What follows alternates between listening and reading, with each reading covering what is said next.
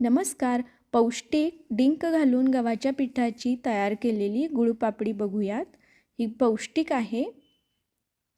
गुळपापडी बनवण्यासाठी 2.5 वाट्या गव्हाचं पीठ घेतलेलं आहे, 1 वाटी बारीक चिरून गूळ घेतलेला आहे, अर्धी वाटी बारीक केलेला डिंक घेतलेला आहे, 1 वाटी साजूक तूप घेतले, 2 मोठे चमचे ड्रायफ्रूटचे काप घेतलेले आहेत, 1 मोठा चमचा भाजलेले तीळ घेतलेले आहेत, अर्धा छोटा चमचा वेलची पूड घेतली आहे आणि थोडंसं जायफळ किसून वापरणार आहोत. एक कढई मंद आचेवर गरम करायला ठेवली आहे. त्याच्यामध्ये साजूक तूप घातलेलं आहे. तूप हलकंसं गरम झालं की त्याच्यामध्ये गव्हाचं पीठ घातलेलं आहे. आता हे गव्हाचं पीठ आपल्याला 3 ते 4 मिनिट मंद आचेवर भाजून घ्यायचं आहे. त्यानंतर त्याच्यामध्ये 2 मोठे चमचे ड्रायफ्रूटचे काप घातलेले आहेत. तर तूप आणि गव्हाचं पीठ गरम असल्यामुळे ड्रायफ्रूटचे काप देखील आपोआप भाजले जातात. पुन्हा 3 ते 4 मिनिट हे मिश्रण व्यवस्थित भाजून घेतलेलं आहे. तर हे मिश्रण हलकंसं पातळ झालेलं आहे. त्यानंतर याच्यामध्ये अर्धी वाटी बारीक केलेला डिंक घातलेला आहे.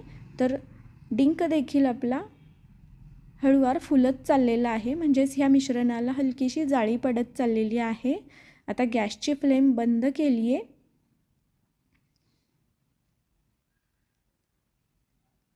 कढई गॅसवरून खाली उतरवून घेतलेली आहे आणि हे मिश्रण थोडंसं परतवून पुन्हा घेतलेलं आहे. आता याच्यामध्ये वेलची पूड आणि जायफळ किसून घातलेलं आहे. थोडेसे तीळ देखील ह्याच्यामध्ये घातलेले आहेत. आता ह्या मिश्रणाची 1 ते 2 वाफ आपल्याला जाऊ द्यायची आहे आणि मग त्यानंतर ह्याच्यामध्ये गूळ मिक्स करायचं आहे.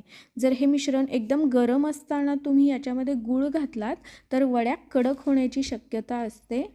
त्यामुळे ह्या मिश्रणाची 1 ते 2 वाफ गेल्यानंतरच याच्यामध्ये गूळ मिक्स करायचं आहे.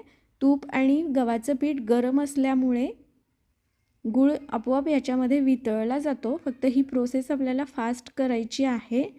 आणि गूळ व्यवस्थित मिक्स झाल्यानंतर तूप लावलेल्या थाळीमध्ये हे मिश्रण आपल्याला काढून घ्यायचं आहे.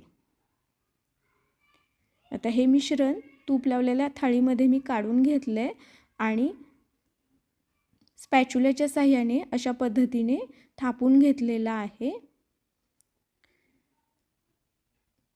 आता याच्यावरती थोडेसे तीळ घालून घेतलेले आहेत आणि ड्रायफ्रूटचे काप देखील घालून घेतलेले आहेत गार्निशिंगसाठी. तुम्हाला हवं असेल तर तुम्ही सुक्या खोबऱ्याचा किस देखील याच्यावरती वापरू शकता.